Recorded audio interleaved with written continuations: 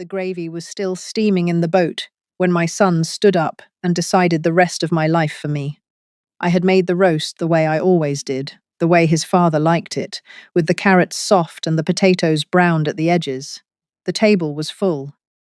12 of us, maybe 13, elbows close, the good plates out.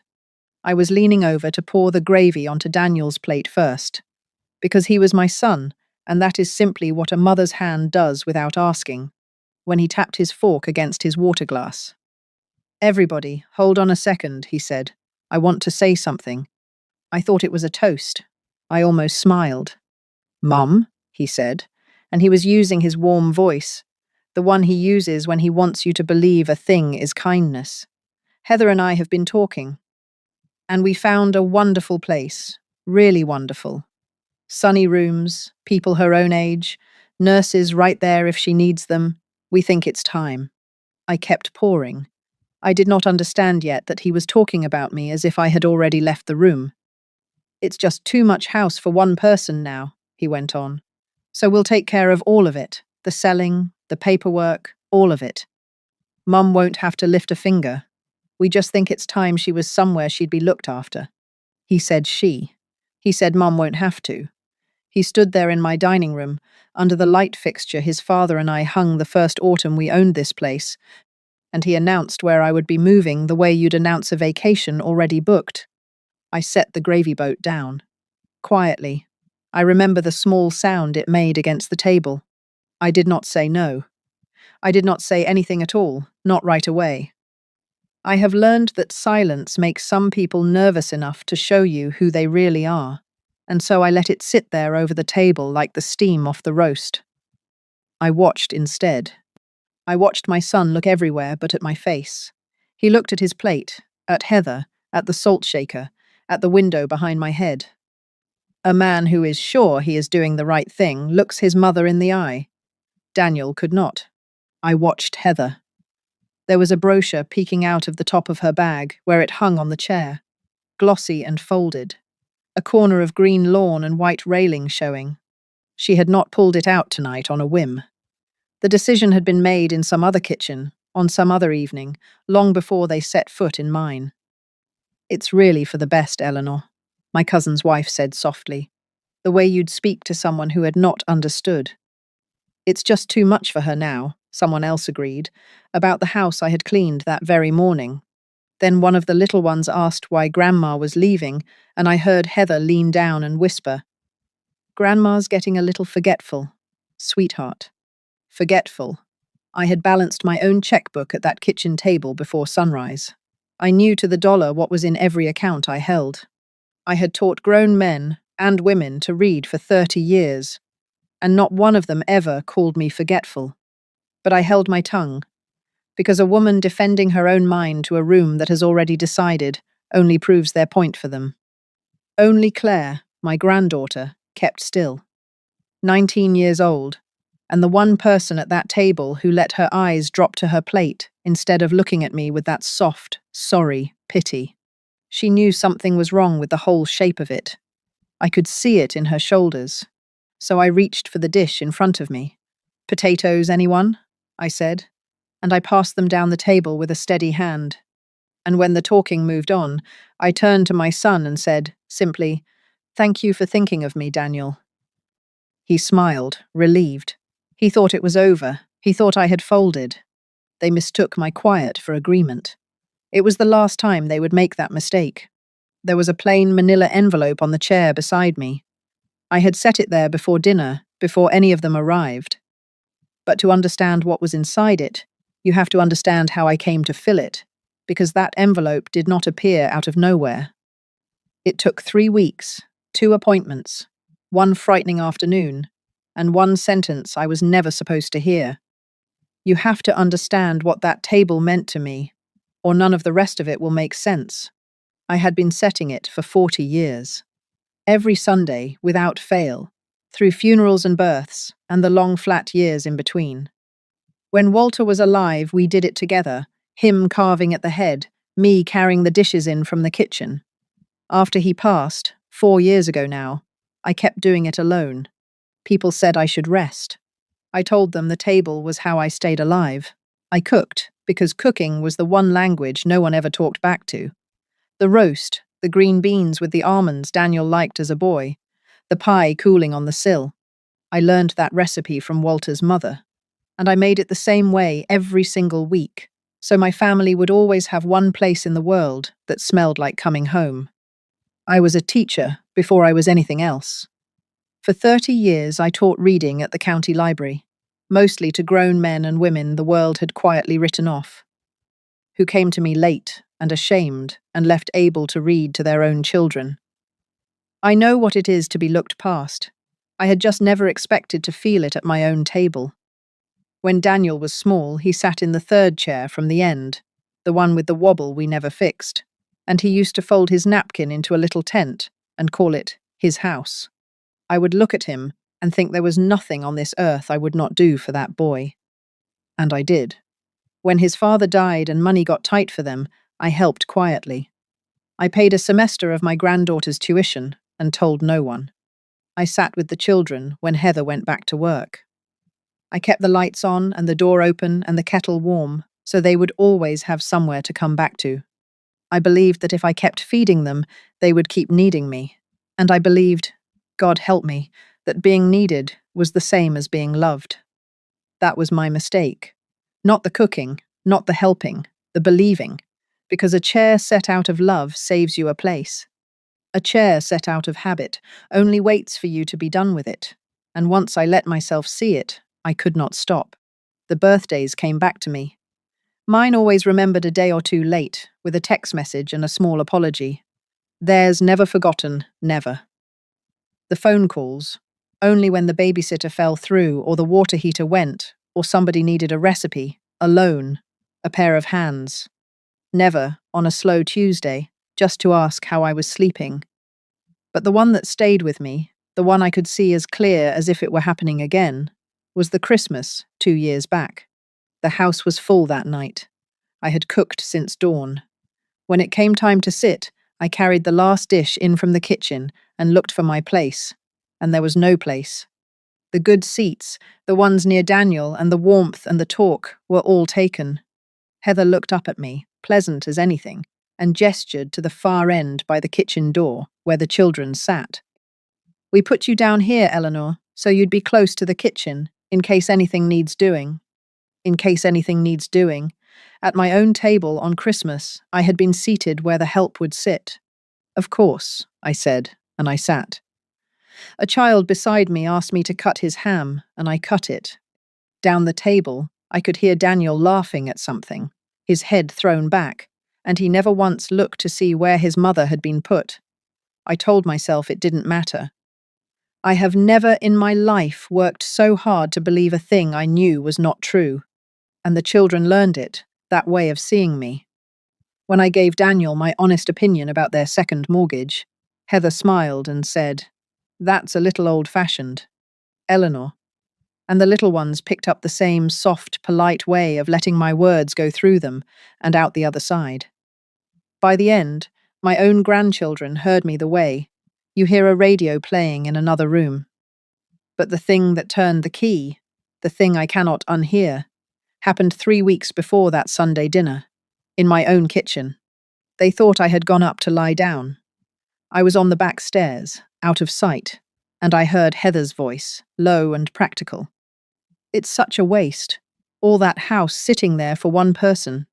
And Daniel, my son, my boy with the napkin tent, saying, I know. If we could just get her settled somewhere, we could finally do something with it. And then Heather again, light as anything, like she was talking about moving a piece of furniture. Honestly, at her age, she won't even notice the difference. I stood on those stairs, and I did not make a sound. I have raised a child. I have buried a husband. I know how to be quiet, when being quiet is the only dignity left in the room. What Daniel didn't know, standing in my kitchen, dividing up my life, was that the house he was so generously planning to handle had never been his father's to leave him. It had been mine, all along.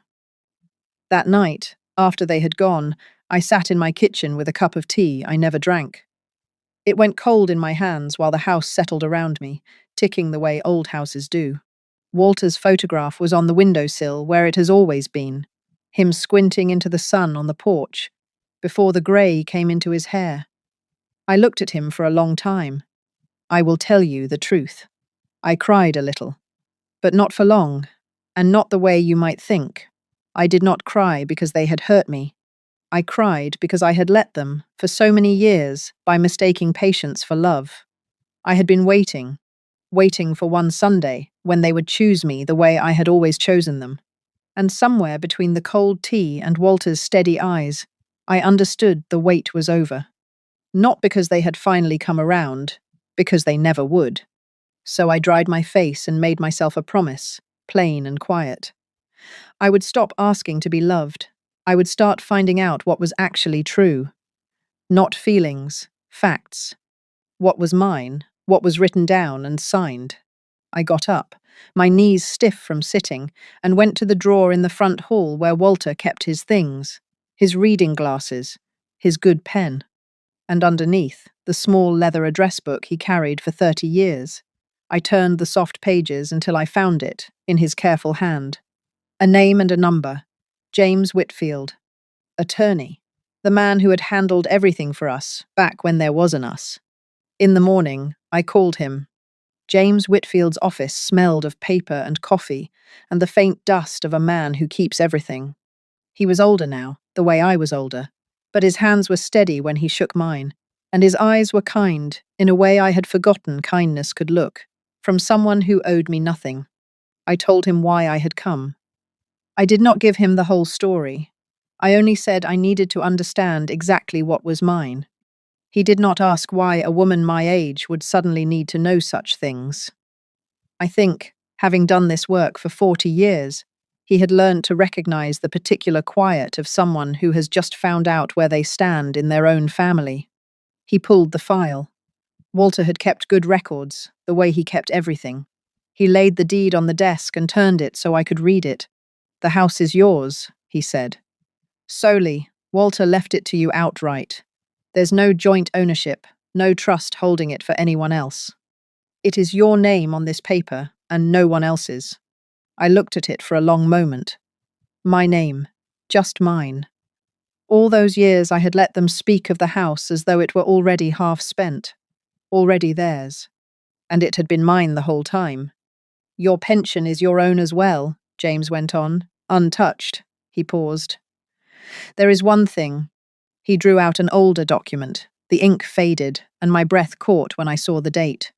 It was from the months before Walter died, when everything was hospitals and forms and a fear so large. I signed whatever was put in front of me. "This is a durable power of attorney," he said gently. "You named Daniel. It lets him act on your behalf in financial matters. You signed it back then. I doubt you've thought of it since." I had not. I had forgotten it completely. It was the one thread that tied my son to my affairs, and I had handed it to him myself, in the worst week of my life. The attorney looked up from the deed, took off his glasses, and said the one sentence that decided how I would walk into that Sunday dinner. "Eleanor," he said, "you can take all of it back, any time you choose." I did not go home and rage. I went home and made a list, the way I have made grocery lists my whole life, in a steady hand on a small pad by the phone. Over the next 2 weeks, I worked through it one line at a time. The first thing was the power of attorney. James prepared the papers, and I signed the revocation with Walter's old fountain pen, the heavy black one with the gold nib. My hand did not shake. When it was done, my son no longer held authority over a single dollar of mine. He simply did not know it yet. Then I found a real estate agent of my own. Her name was Sophia, young, plain-spoken, and she did not once talk to me as though I were confused. She listed the house quietly and brought me a young couple with a little boy. I watched the boy run his hand along the banister the way my own son once had, and I knew. That was who would have it, not for the highest dollar, for the right reasons. We put it under contract, with the closing set for the following month. And in the afternoons, between the showings, I went looking for somewhere of my own. I found it on a quiet street across town, near Ruth, my friend of 30 years. A small cottage with good light, and a porch just big enough for 2 chairs, and a garden I could tend. I signed the lease with the same pen. The new key was bright and unworn in my palm, but it nearly came apart before I was ready. One afternoon, in the middle of all of it, I had the cottage lease and Sophia's folder spread across the kitchen table, sorting which copies went where. I heard a car in the drive, and then the side door opening without a knock, the way only family opens a door. "Eleanor, it's me. Heather." She had come to drop off a casserole dish she'd borrowed, she said. But her eyes were already moving past me, to the table, to the papers, to the words she could not quite read from there but could tell were not nothing. I saw her see them. "What's all this?" she asked, and her voice was light, but it was the lightness of someone fishing. My heart was going hard, but my hands were steady, and that is the part that matters. I gathered the pages into a loose stack, the way you'd tidy any clutter, unhurried, and laid a dish towel half over them. "Oh, just Walter's old things," I said. "I'm finally going through his files. You wouldn't believe what that man kept." She lingered a beat too long. Her eyes went from the papers to my face and back, and for one held breath I thought she would reach over and lift the towel.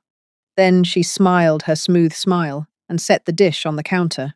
"Well, don't tire yourself out," she said, and she left. I stood at the window and watched her car pull away. She had not believed me, and a woman like Heather does not leave a question alone. With James, I drew up a living trust to hold the money from the sale, so what Walter and I had built over a lifetime would be protected, and would go where I decided. And to no one before then, none of it was loud. Just appointments kept, papers signed, decisions made by a woman in her own right.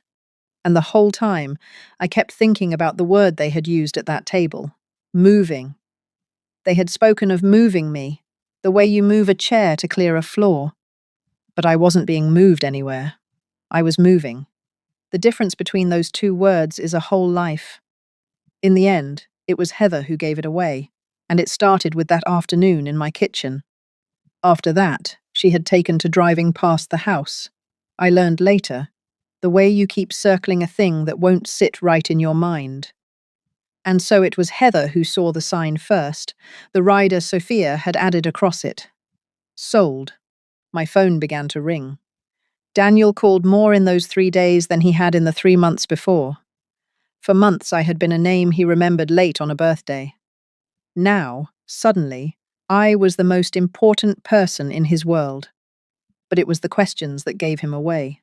A son worried about his mother asks how she is feeling. A son worried about something else asks other things. "Mom, what's going on with the house? There's a sold sign out front. Where's the money going to go, exactly? Did you talk to anybody before you did this? Did you talk to me? Not are you all right? Not what happened, are you upset? Where is the money going? Did you talk to me?" As though my own house required his permission to leave my hands. I answered warmly. I have never in my life been cruel, and I was not going to start by becoming what they were. I told him I was fine, that we would talk soon.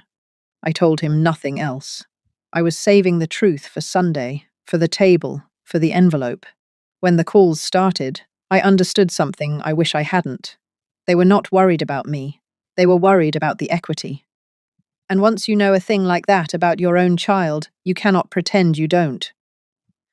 So that is what I knew, sitting at that Sunday table, while my son finished telling the room where I would spend the rest of my days. He sat back down, pleased with himself. The others went back to their plates. And into that small, satisfied quiet, I reached for the envelope on the chair beside me and set it in the center of the table, by the gravy boat, where everyone could see it. "Before we eat," I said, "I'd like you to pass this around." Daniel gave a little laugh. "Mom, what is this?" "Open it," I said. "All of you, take a look." He slid the papers out, and I watched the room change one face at a time. The first page was the purchase agreement for the house. Signed, "Under contract, closing next month." Daniel read it twice. I could see his eyes go back to the top. He passed it to Heather without a word. and her smile went somewhere and did not come back. The second page was the lease to my cottage, my name on it, a date already weeks old. It went from hand to hand down the table, and with each pair of hands the room got quieter until the only sound was paper turning. The third was the cover page of the trust. The last was a single sheet, a letter in my own hand, that I had written one evening at the kitchen table with Walter's pen. No one ate. The roast sat cooling in the middle of all of it. "You sold the house," Daniel said finally. His voice was climbing. "You did this behind our backs?" "I did it the same way you planned my future," I said. I did not raise my voice. I had no need to. Privately, certainly. The only difference is that it was mine to decide, and it was never yours. Heather leaned in, and the gentleness was gone from her entirely. "I knew it. That afternoon, in your kitchen, with all those papers. I knew you were hiding something." She said it almost to herself, and then louder, sharper. "Where is the money, Eleanor? What did you do with the money?" "It's protected. It's in a trust. And the power of attorney Daniel signed years ago, the one that let him act for me, that's been revoked. So there's nothing for anyone at this table to manage. There hasn't been for some time. After everything we were trying to do for you," Daniel said, "we were worried about you." "No," I said, gently, because it was the truth, and the truth did not need any heat behind it. "You were worried about what you thought you were going to inherit. There is a difference, and I think you've always known it." He opened his mouth to answer me, and then he didn't. For just a moment, something crossed his face that I had not seen on it in years. He looked down at the table, at his own hands, and he was 8 years old again, caught in a small lie at this very spot, ashamed and not yet good at hiding it. The boy who folded napkins into houses was still in there somewhere, and for that 1 second, he knew exactly what I had said was right. Then it was gone. The wall came back up, the way it does in grown men who have decided long ago not to look too closely at themselves. "You're punishing us," he said, but quieter now. "I am not punishing anyone." I folded my hands. "You didn't ask me to leave, Daniel. You decided it for me. So I decided something better. I'm not going to your wonderful place. I'm going to mine." When the upset settled, because it always settles eventually, I told them the rest. Plainly. The way you read out a recipe so no one can claim later they misheard. "The house closes next month. A young family. There's a little boy. He'll grow up in those rooms the way you did, Daniel." No one spoke. "The money goes into the trust with my pension. I control it while I'm living, and I've updated my will. I'd rather you hear it from me tonight than from a lawyer when I'm not here to explain." Daniel was still in it, a fair share, a modest one. I was not carving my son out in a temper, the way they had tried to carve me out. But the larger part would go 2 places. Claire's education, every cent of it, so one grandchild would never sit at a table and be made to feel like a debt. And the rest to the reading program at the library, where I had spent my working life. They had always known that part of me existed. They had simply never imagined it might cost them anything. "That's not fair," Heather said. And here is the strange thing. For the first time that evening, I heard something real underneath her voice. Not greed, fear. They were stretched thinner than they ever let on, the two of them, and I had felt that house under their feet like a floor that might give way. I understood it. I even felt for it. But being afraid of falling does not give you the right to sell the ground out from under a living woman. "It's entirely fair," I said, and not unkindly. "It simply isn't what you expected. Those are not the same thing." "I'll be at my own table next Sunday," I said, and I stood and gathered my cardigan from the back of the chair. "You're all welcome to come, as my guests. As my family, if you'd like to be, but not as the people who manage my affairs, because there is nothing left to manage. There's only me. And a door you're welcome to knock on." I did not cut anyone out. I simply stopped pretending the seat had to go to the person who'd forgotten me. And as I reached for my coat, in all that stunned and silent room, one person rose from the table who had never once reached for the envelope. It was Claire. She followed me out to the porch. the same porch where Walter used to squint into the sun, and stood beside me in the cool evening air, while the noise went on behind us in the house. For a moment, neither of us said anything. We just looked out at the yard going blue with dusk. "I hated it," she finally said. Her voice was small. "When I heard them planning it, Grandma, I hated it. I didn't know how to stop it. I'm sorry, I should have told you." "You were a girl in a room full of grown people who had already decided," I said. "That isn't your weight to carry." She wiped her eyes with the back of her hand, the way she had when she was little. "I still have every birthday card you ever sent me," she said. "All of them, in a box under my bed." And there it was. All those years I thought my love had simply been spent and forgotten, poured into a family that drank it without tasting it. But it had not all been wasted. It had landed somewhere I hadn't been looking. It had landed in the one chair I'd stopped watching. Before I left that house for the last time, I went to the kitchen and took her drawing down off the refrigerator. A crayon picture she'd made me at 6 years old. A yellow house with too many windows, and the two of us standing in front of it, holding hands. It had hung there for 13 years, beside a thank you card from a man of 50 who had learned to read at my table at the library. I peeled the tape off carefully and folded them both into my bag. "Come see the new place," I told her. "It has a porch, too, big enough for 2 chairs." She laughed, a wet little laugh, and said she would. The cottage is small, and I have never been happier in any house in my life. The morning light comes through the kitchen window and falls across a table I set for one, and I have learned that one is not a lonely number, it is a peaceful one. I make my tea and sit in the quiet, and there is no one passing me over, no one whispering that I am forgetful, no one dividing up my life while I hold the gravy. There is just the morning, and me, and the warm cup in my hands. Ruth comes by on Tuesdays. She talks to me like I am a whole person, which I am, which I always was.